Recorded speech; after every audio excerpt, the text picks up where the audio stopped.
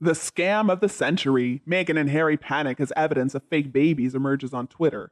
So, according to the latest updates, Harry and Meghan's baby scam is gaining some ground on Twitter. It is being referred to as the scam of the century. Now, Twitter people are targeting Netflix. They are begging them to make a program about the scam. That would be pretty interesting, right? People on Twitter agree that they would be willing to pay good money to watch such a show. And of course, Netflix is never going to make it, but still, hearing all of this is not going to help the aims of Meghan Markle.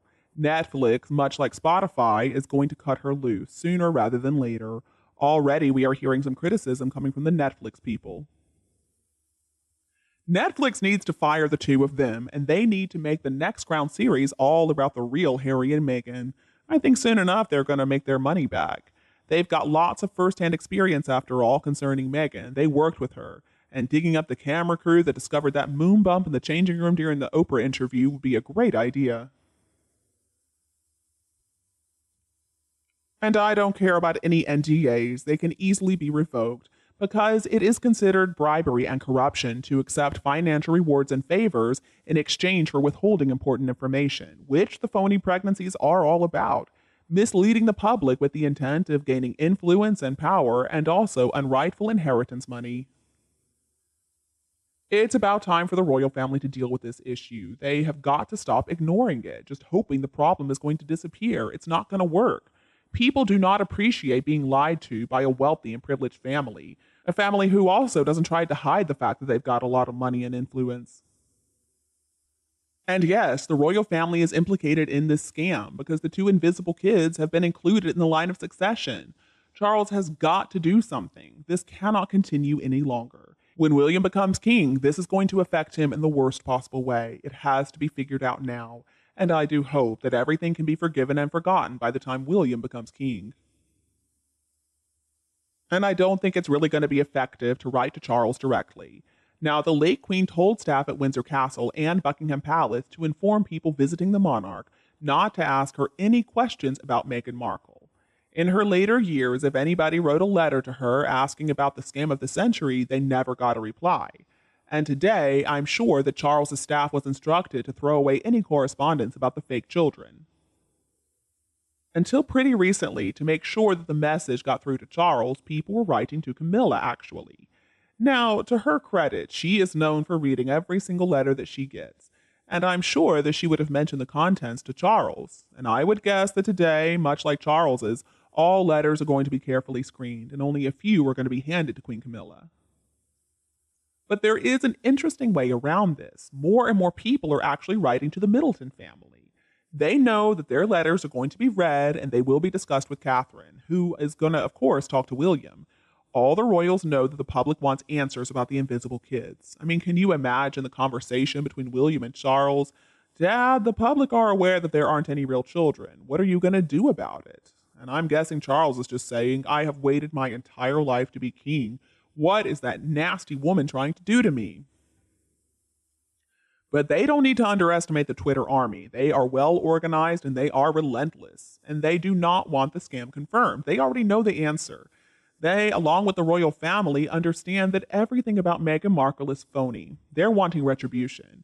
To put it simply, they want to see Meghan punished by the royal family as vengeance for deceit. I mean, the deceit borders on criminality or perhaps even treason. It is serious. A lot of the photos trending on Twitter right now are showing this inflating and decreasing and moving around and dropping moon bump. We've seen them before, but these photos are not going to disappear. Charles and his advisors, I'm sure, were informed about the increased Twitter activity, and I'm sure he doesn't appreciate that one bit.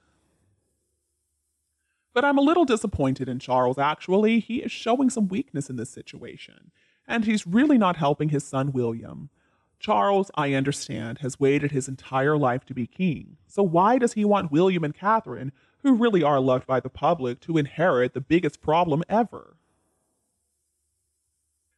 They have got to deal with this, and they've got to deal with it now. So either we're all completely wrong, or this really is the biggest scam ever, especially to those in the UK, Commonwealth, and the world all over. It's time to just rip the Band-Aid off. I mean, were there no genuine babies born of Meghan's body? Then fine, come out with the truth. Now, of course, people are going to criticize the royal family's role in all of this, but at the end of the day, people are going to respect the institution a lot more for having the courage to finally speak up and be honest. It's about time to just get on with it. And please stop trying to kick the can down the road for William and Catherine to sort everything out.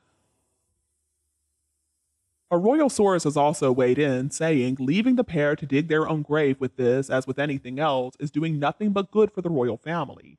Their dignified silence and the way they continue to get on with their lives and work as if nothing had happened has boosted their worldwide popularity. Had they got into an argument with Megalier, i.e., if they had denounced Meghan's pregnancy, it would have resulted in furious attacks of racism, anti Americanism, anti feminism, and any other ism the great whore of California could think of.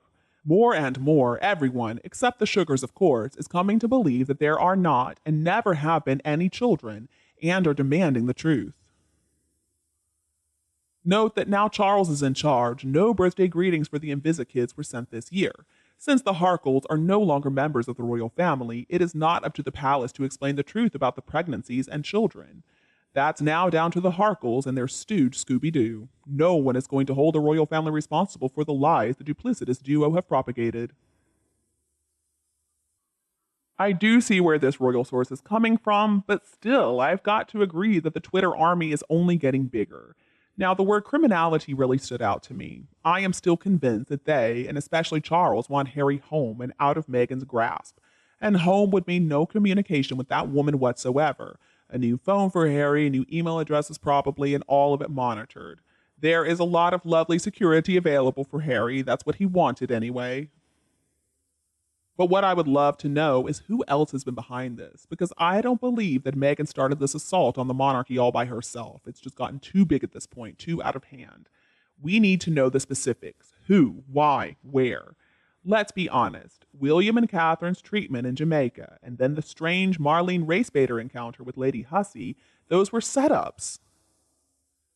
So who is helping Meghan? Meghan is a narcissist, and so she cannot consider all of this on her own. She just can't do this. She's not capable of it.